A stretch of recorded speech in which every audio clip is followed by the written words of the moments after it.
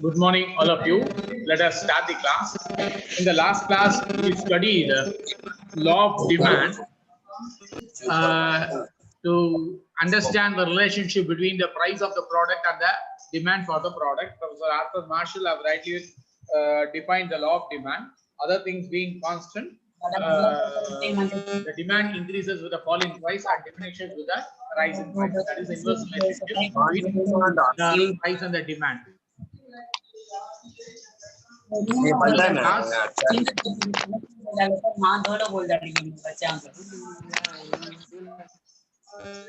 In this class, we are going to study about the elasticity of demand. Once we want to study about elasticity of demand, why we introduce the main thing is the law of demand expresses what is the relationship between the price and the demand, which is inverse.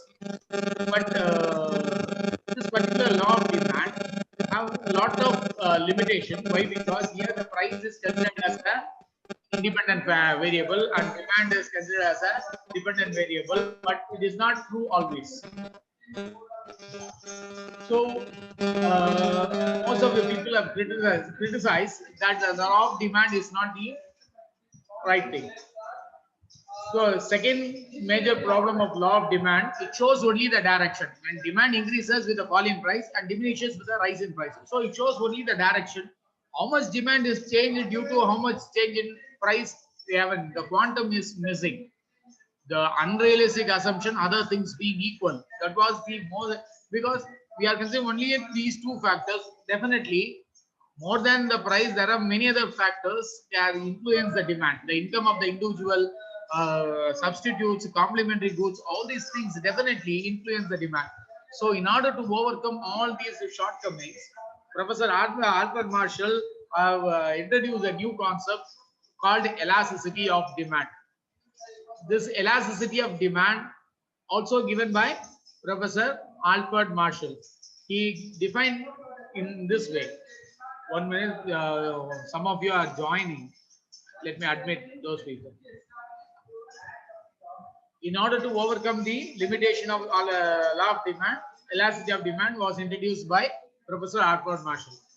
How he defined the degree of responsiveness of demand due to change in factors. What are the factors? Price, income, substitute, complementary goods, all these things. Let me start another 2 minutes. People are keep on joining.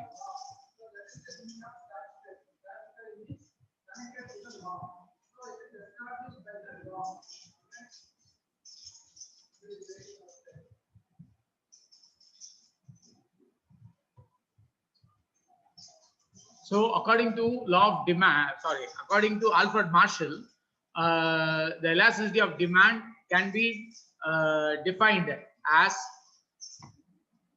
the degree of responsiveness of demand due to change in factors. What are the factors? It may be a price, it may be an income of the consumer, it may be a complementary good, it may be a substitute goods, it may be advertisement. So the degree of responsiveness of demand due to change in factors is called elasticity of demand. When you put price as a factor, then it is price elasticity. When it is income, then it is income elasticity. So based on the factor considered, the elasticity of demand is divided into 4 categories. First one is price elasticity. How we have to define that? The degree of responsiveness of demand due to change in price is known as price elasticity of demand. Then what is income elasticity? The same thing, but the thing instead of price, you have to put income. The degree of responsiveness of demand due to change in income of the consumer is known as income elasticity of demand. These two types as a direct definition, but when we discuss about the cross elasticity, here the substitute or complementary goods will be in the seed. So the definition will be the degree of responsiveness of demand for product X, that is demand for one particular product, due to change in price of Y, the price change in the substitute or a complementary good. So is known as cross elasticity of demand. Here the product X and product Y are related goods, either substitutes or complementary goods. So apart from these three type of elasticity of demand, there is one more elasticity have been included in your syllabus called advertisement elasticity. How we have to define the degree of responsiveness of demand due to change in advertisement expenditure is known as advertisement elasticity. Suppose in this year you are spending a particular amount, based on that, what is the change in the demand? When you compare, then it is called advertisement elasticity.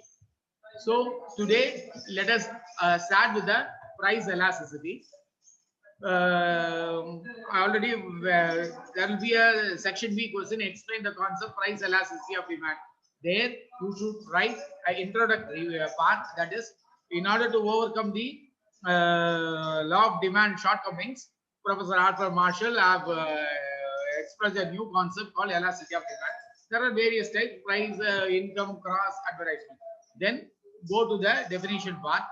Definition part, already you know the degree of responsiveness of demand due to change in price of product is price elasticity of demand. Next to the definition, you have to write the formula. So from the above definition, the price elasticity relationship can be expressed in the following way. Write the formula. How we have to write? Price elasticity EP equal to proportionate change in demand divided by proportionate change in price. This is the formula for price elasticity. But most of the time, people used to express in percentage. Instead of proportion, we can express in percentage. So the formula can be converted as price elasticity of demand equal to percentage change in demand divided by percentage change in price. So symbolically, EP equal to dou D by dou P. What is EP? Price elasticity of demand. Dou D is percentage change in demand. And what is dou P? Percentage change in price. So this is the formula for the price elasticity.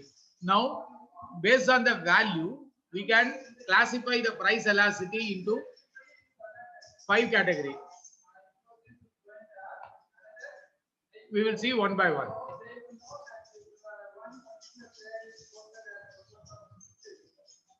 Whether my screen is visible, I believe. Yes, sir. Okay. Yes, sir. This type of that particular thing now, first we should mention the type called unitary elasticity. That is, the percentage change in demand as well as the percentage change in price are equal. Consider the demand is increasing by 10%. Okay, because of that, there is a change in price by 10%. Then write the formula EP equal to dou D by dou P. What is dou D? 10%. What is dou P? It is also a 10%. Then apply these values in that formula. EP equal to 10% by 10%. What will happen? It will be equal to 1. When the value is equal to unity, then the price elasticity of demand is called unitary elasticity or unity elasticity. So this can be represented by diagram. How you have to measure the quantity demanded in the x-axis and price in the y-axis. You should draw the demand curve in such a way it should be 45-degree line from the right side. Then only that the box 10%, 10%, it looks alike. So when these two changes are equal, then it is unitary. Then the second type is called relatively elastic. Relative elastic, it should be more than 1. When it is required more than 1, what we have to do? I think second type is relatively inelastic, I have explained. That means less than 1 we need. So suppose there is a 10% change in price, but the demand is not changing 10%, it is changing only by 5%. Then dou D is 5, dou P is 10. So 5 by 10 equal to 0.5. So it ranges from 0 to 1. So we have to say there is some elasticity, but it is not fully elastic. So we have to say relatively inelastic. Inelastic means here less than 1. That is why it is called inelastic.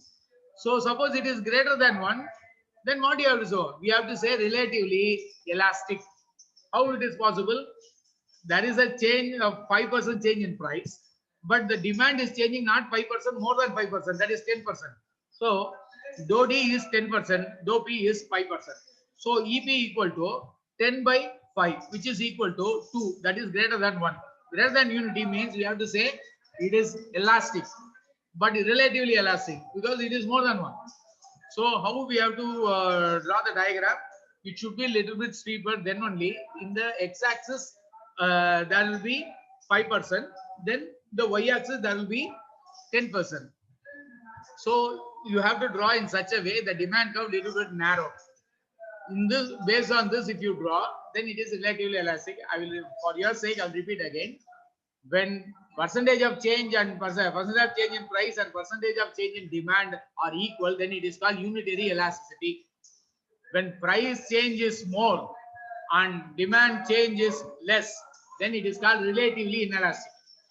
Okay. On contrary, when the percentage change in price is less and percentage change in demand is more, then it is more than one, so it is relatively elastic. Now we will see the other two in an extreme case. There is no change in price, but demand is automatically changing. So some other factor is playing. So what we have to say, that particular demand is perfect because price is not having any influence over the demand. How we have to say, when demand increases by 10% without change in price, then dou D equal to 0 and dou P equal to, dou D equal to 10%, dou P equal to 0. Anything divided by 0 is indeterminate. It's not possible to draw. So what we have to do, where quantity demand curve, we should have a parallel curve. That parallel curve indicates the demand curve.